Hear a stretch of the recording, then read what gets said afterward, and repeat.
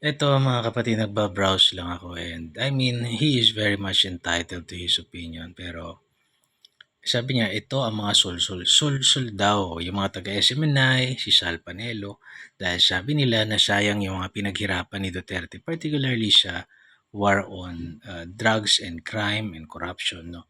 Sabi niya, kahit sinong maging presidente, suportahan dapat dahil pinili ng taong bayan yan.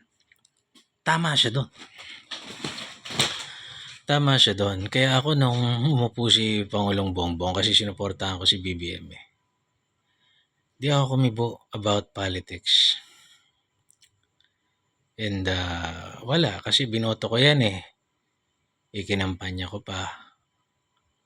So, under the premise na itutuloy niya yung mga ginawa ni Duterte. So, pero after naman na nung nanalo siya hanggang sa puntong ito naman, parang inihahalin tulad ko 'yan, eh. Kung namili ka kunwari ng manok ng Chooks to go, naranasan namin 'yan, namili kami sa may Masinloc branch Chooks to go.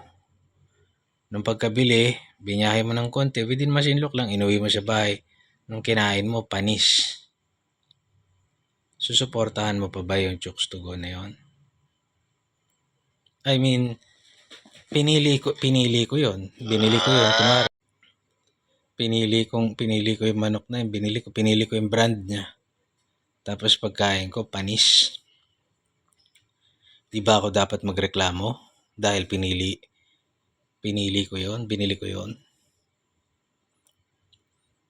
Hindi ba? O kagaya niyan, pinili siya ng taong bayan, nanalo siya.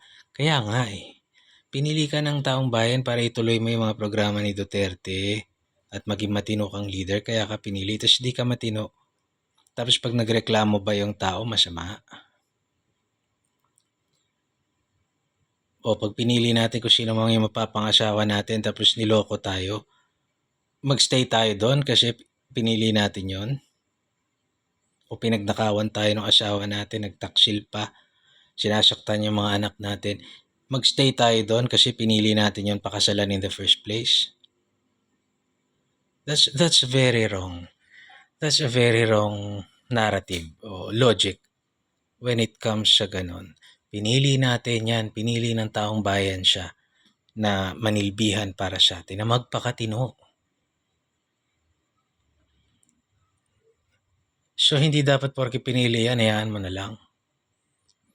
Hindi. Hindi pwedeng tuligsain dahil pinili natin. Binoto ko yan eh.